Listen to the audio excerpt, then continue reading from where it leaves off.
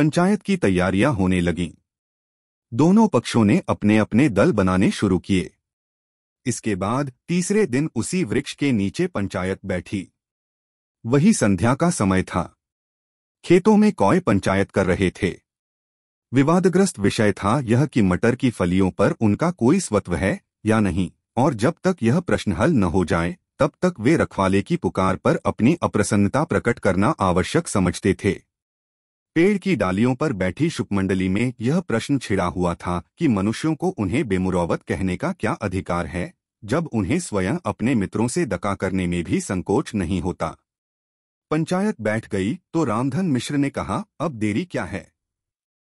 पंचों का चुनाव हो जाना चाहिए। बोलो चौधरी, किस किस को पंच बदते हो? अलगू ने दीन भाव से कहा, समझू साहू ही चुन लें। समझू खड़े हुए और कड़क कर बोले, मेरी ओर से जुम्मन शेख। जुम्मन का नाम सुनते ही अलगू चौधरी का कलेजा धक धक करने लगा, मानो किसी ने अचानक थप्पड़ मार दिया हो। रामधन अलगू के मित्र थे। वह बात को ताड़ गए। पूछा, क्यों चौधरी, तुम्हें कोई उज़्र तो नहीं? चौधरी ने निराश होकर कहा, नहीं, मुझे क्या उज़्र होगा। अपने उत्तरदायित्व का ज्ञान बहुधा हमारे संकुचित व्यवहारों का सुधारक होता है। जब हम राह भूलकर भटकने लगते हैं तब यही ज्ञान हमारा विश्वसनीय पथप्रदर्शक बन जाता है। पत्र संपादक अपनी शांति कुटी में बैठा हुआ कितनी धृष्टता और स्वतंत्रता के साथ अपनी प्रबल लेखनी से मंत्रिमंडल पर आक्रमण करता है, परंतु ऐसे अवसर आते हैं जब वह स्वयं मंत्रिमंडल में सम्मिलित होता है। मंडल के भवन में पग धरते ही उसकी लेखनी कितनी मर्मज्ञ, कितनी विचारशील, कितनी न्यायपरायण हो जाती है। इसका कारण उत्तरदायित्व का ज्ञान है। नवयुवक युवावस्था में कितना उद्दंड रहता है। माता पिता उसकी ओर से कितने चिंतित रहते हैं। वे उसे कुलकलंक समझते हैं, परंतु थोड़े ही समय में परिवार का बोझ सिर पर पड़ते ही वह अव्यवस्थित चित्त उन्मत्त युवक कितना धैर्यशील, कैसा शांतचित्त हो जाता है। यह भी उत्तरदायित्व के ज्ञान का फल है। जुम्मन शेख के मन में भी सरपंच का उच्च स्थान ग्रहण करते ही अपनी जिम्मेदारी का भाव पैदा हुआ। उसने सोचा, मैं इस वक्त न्याय और धर्म के सर्वोच्च आसन पर बैठा हूँ। मेरे मुंह से इस समय जो कुछ निकलेगा वह देववाणी के सदृश है, और देववाणी में मेरे मनोविकारों का कदापि समावेश न होना चाहिए। मुझे सत्य से जौ भर भी टलना उचित नहीं। पंचों ने दोनों पक्षों से सवाल जवाब करने शुरू किए। बहुत देर तक दोनों दल अपने अपने पक्ष का समर्थन करते रहे। इस विषय में तो सब सहमत थे कि समझू को बैल का मूल्य देना चाहिए, परंतु दो महाशय इस कारण रियायत करना चाहते थे कि बैल के मर जाने से समझू को हानि हुई। इसके प्रतिकूल दो सभ्य मूल के अतिरिक्त समझू को दंड भी देना चाहते थे, जिससे फिर किसी को पशुओं के साथ ऐसी निर्दयता करने का साहस न हो।